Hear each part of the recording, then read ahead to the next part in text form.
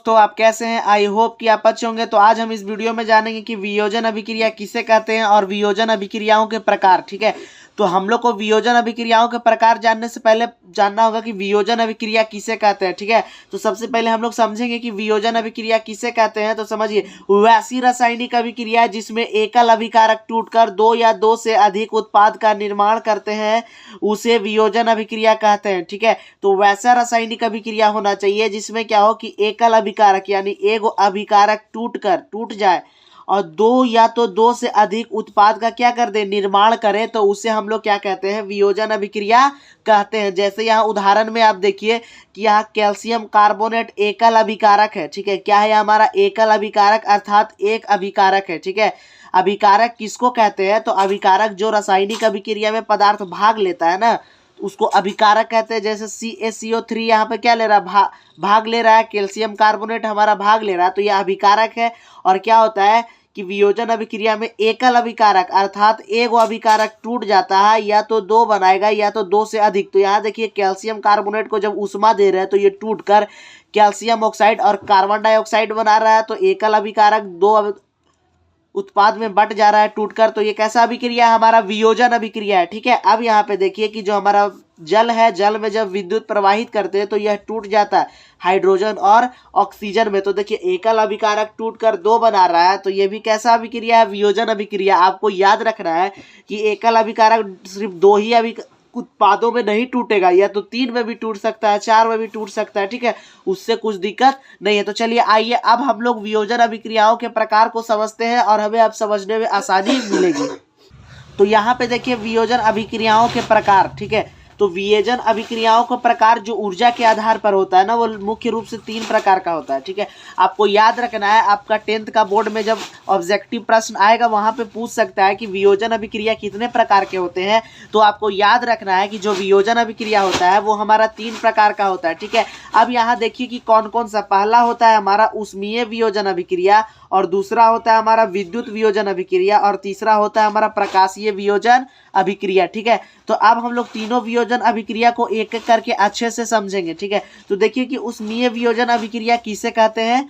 तो अब समझते हैं ऊष्मीय वियोजन अभिक्रिया किसे कहते हैं। ठीक है, तब यहाँ ध्यान दीजिए कि ऊष्मीय वियोजन तो वैसी वियोजन अभिक्रिया जिसमें ऊष्मीय ऊर्जा का उपयोग होता है उसे ऊष्मीय वियोजन अभिक्रिया कहते हैं। ठीक है, तो वैसा वियोजन अभिक्रिया देखिए जिसमें ऊष्मीय ऊर्जा का मतलब क्या होता है आप समझिए।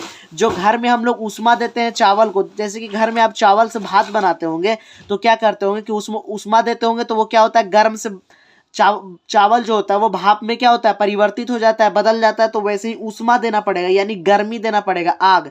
ठीक है, तो वैसा वियोजन अभिक्रिया होना चाहिए जिसमें क्या होना कि ऊष्मा दे, आग दे और क्या हो जाए, तो उससे हम लोग बोलते हैं कि वियोजन अभिक्रिया। ठीक है, तो जैसे कि यहाँ देखिए जब कैल्शियम कार्बोनेट में हम लोग ऊष्मा देते हैं ना तो यह टूट जाता है। ये देखिए कि कैल्शियम ऑक्साइड में टूट जाता है जिसे हम लोग चूना बोलते हैं, और कार्बन डाइऑक्साइड में क्या होता है, यह टूट जाता है। तो यह एक ऐसा वियोजन अभिक्रिया है जिसमें ऊष्मीय ऊर्जा का उपयोग होता है। ठीक है, ऊष्मीय यानी आग इसमें देते हैं टेम्परेचर, तो यह टूटता है।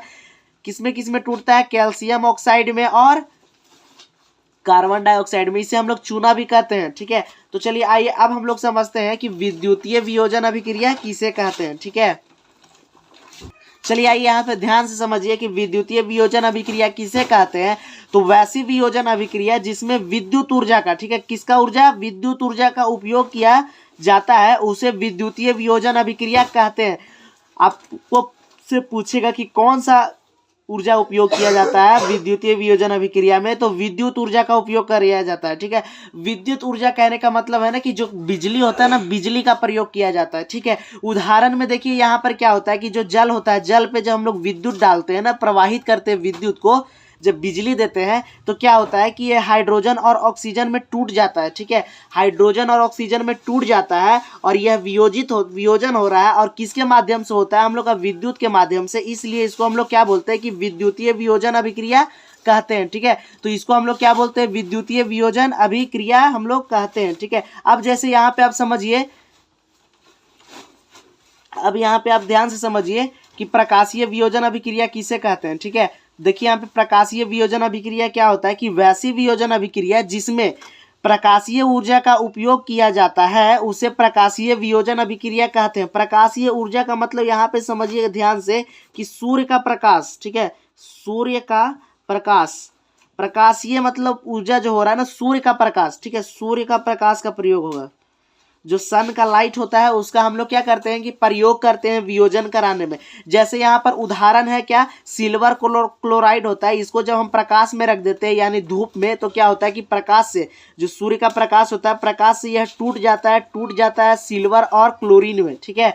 तो यहाँ पे किसके माध्यम से वियोजन हो रहा है, प्रकाश के माध्यम से, तो इसलिए इसको प्रकाशीय वियोजन अभिक्रिया हम लोग कहते हैं, ठीक है। क्योंकि इसे हम लोग जब सन में रखते हैं, देखिए ये मान लेते हैं कि ये सन है, तो जब इसमें सन का रोशनी पड़ता है ना, रोशनी, तो ये क्या होता है कि टूट जाता है, और टूटने के बाद हमारा वियोजन होता है और दो पदार्थ बनाता है, क्या क्या, सिल्वर और क्लोरीन, ठीक है। किसके माध्यम से, प्रकाश के माध्यम से, इसलिए हम लोग इसको प्रकाशीय वियोजन अभिक्रिया कहते हैं, ठीक है। तो आई होप फ्रेंड्स आपको वियोजन अभिक्रिया एवं वियोजन अभिक्रियाओं के प्रकार को समझने में आसानी मिली होगी। यदि थोड़ा सा भी इस क्वेश्चन में डाउट रहा होगा तो हमें कमेंट में जरूर बताएं, हम फिर से इस क्वेश्चन को अच्छे से समझाने का प्रयास करते हैं, ठीक है। तो फिर मिलते हैं हम एक नए वीडियो के साथ, तब तक के लिए जय हिंद दोस्तों।